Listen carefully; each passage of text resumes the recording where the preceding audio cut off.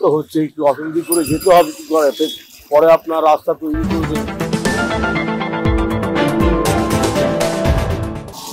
যতক্ষণ না এগুলো ঠিকঠাক হচ্ছে, এমনি তো স্কুল বাসগুলো যে বাচ্চাগুলো যাতায়াত করে তাদের বা আমরা যে সমস্ত এই হকাররা মানে আসা যাওয়া করার জন্য খুবই অসুবিধার মধ্যে পড়তে হয়।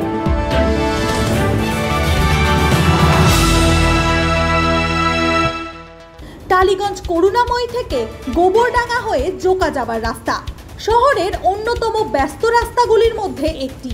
একাধিক অটো রুট সহ সরকারি বেসরকারি বাস চলাচল করে এই পথ ধরে। তবে গত এক মাস ধরে সেই রাস্তা দিয়ে চলাচল করা হয়ে উঠেছে কষ্টকর। খারাপ রাস্তার কারণে নিত্যদিন গন্তব্যে পৌঁছতে অতিরিক্ত সময় দিতে হচ্ছে নিত্যযাত্রীদের।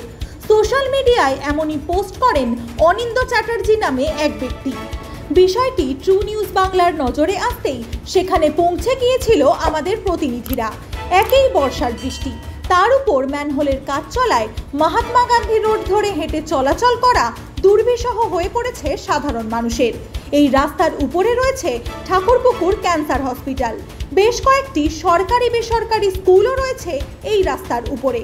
কার্যত জীবনের ঝুঁকি নিয়ে চলাচল করছে সাইকেল, অটো ও ভ্যান রিক্সা। এই প্রায় এক মাস।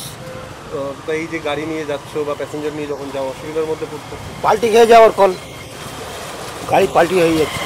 তারপর আবার বৃষ্টি, হ্যাঁ তারপর বৃষ্টি, বড় বড় গর্ত হয়ে রয়েছে। অসুবিধা তো হচ্ছে একটু অসুবিধা করে যেতে হবে, কি করে পরে আপনার রাস্তা তৈরি করে দেবে। এই তৈরি হচ্ছে এখন বর্ষাকালটা একটু অসুবিধা হয়। কতদিন রাস্তা প্রায় এক মাস কাজে